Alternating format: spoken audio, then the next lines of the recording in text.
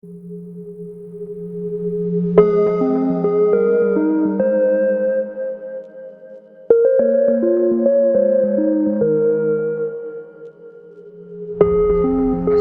warahmatullahi wabarakatuh. Saya Arif Septian dari Prodi Ilmu Pemerintahan kelas reguler C.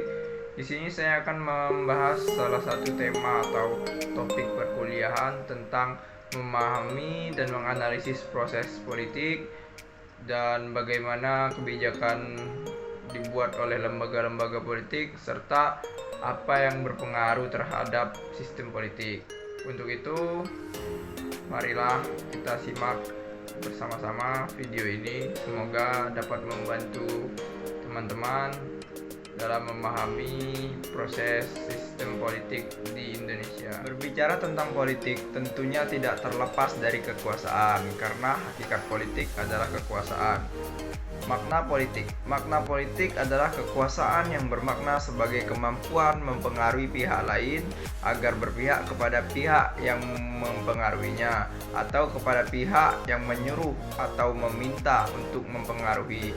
Kekuasaan dianalisis menjadi 3 bagian. 1. Penguasa. Penguasa atau pemerintah yang berkuasa umumnya terdiri atas A. Legislatif seperti DPR, Parlemen, Kongres, Majelis, dan sebagainya. B. Eksekutif seperti Presiden, Perdana Menteri, dan sebagainya. C. Yudikatif seperti Mahkamah Agung, dan sebagainya.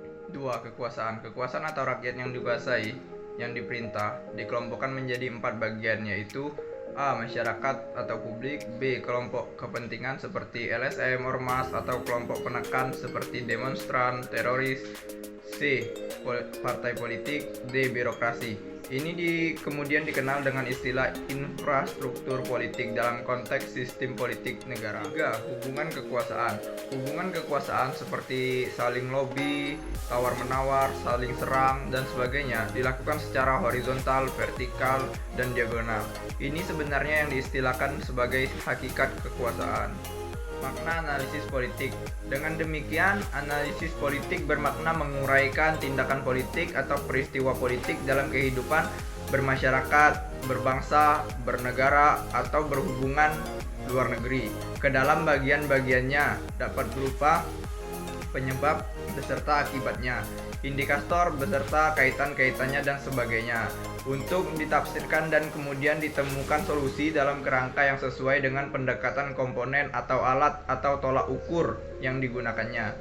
Baiklah, materi kedua yang akan saya bahas adalah bagaimana kebijakan itu dibuat di lembaga-lembaga politik.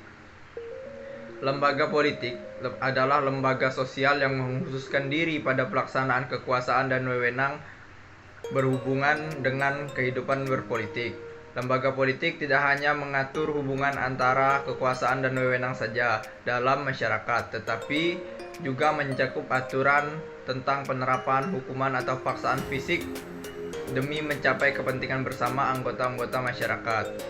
Tahapan pembuatan kebijakan. 1. Identifikasi masalah dan isu. 2.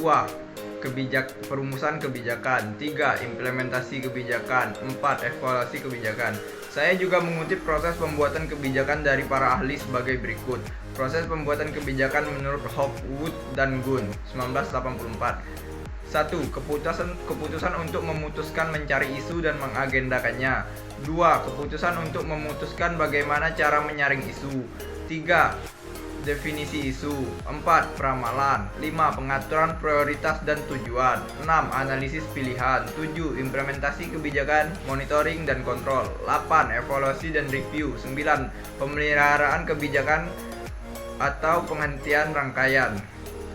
Terima kasih telah menonton video ini. Mohon maaf apabila terdapat kesalahan kata maupun penulisan. Di screen berikut saya akan memperlihatkan beberapa bagian yang terdapat di kampus Universitas Nurdin Hamzah, khususnya Fakultas Ilmu Sosial Ilmu Politik.